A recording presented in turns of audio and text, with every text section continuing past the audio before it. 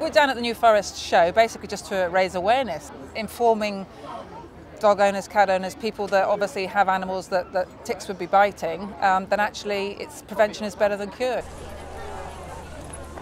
It's a fantastic community spirit down here.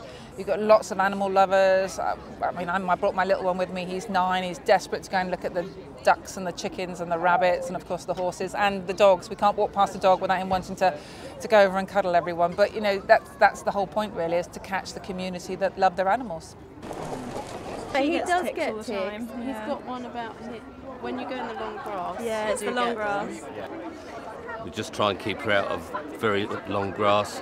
We live somewhere where there's a lot of deer. We just don't let it get too close to places that the deer are about.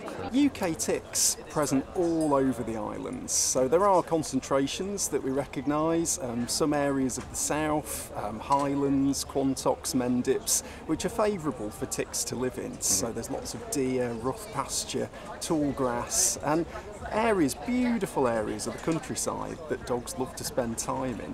But these ticks do carry diseases, so the most common one in the UK is Lyme disease. The Lyme disease one, I mean, my grandfather had a tick infected with Lyme's disease and nearly died with it, had a blood transfusion, so it's pretty serious stuff. Yeah. Obviously we're concerned because you know, they're parasites, you know, and you can actually see that they're sucking the blood out of him. This county ground is in the middle of tick paradise, so typically dogs will run in fields or they'll run in bracken, some tall grass, rough grazing, often where deer have been, or cows, sheep, are good reservoirs for ticks. So what they'll do is they'll run through and the ticks quest. So they climb to the top of the grass. Nymphs will climb up to grass that's about ankle height for us. Adult ticks will get up to knee or thigh height, and they quest. So they get their little arms, and they wave around, and they wait for hot-bodied creatures, whether that be dogs, sheep, deer, or us, to pass. And then they jump on. I had a dog the other week that came with 20 ticks around its face and head, where it had stuck its head in the grass. They'll attach on, and then they form a sort of local cement barrier, very, very firmly attached. They have a headpiece, which is a fierce looking thing under the microscope called a hyperstome, that they'll stick in and anchor themselves, and they'll feed for 2 or 3 days before dropping off.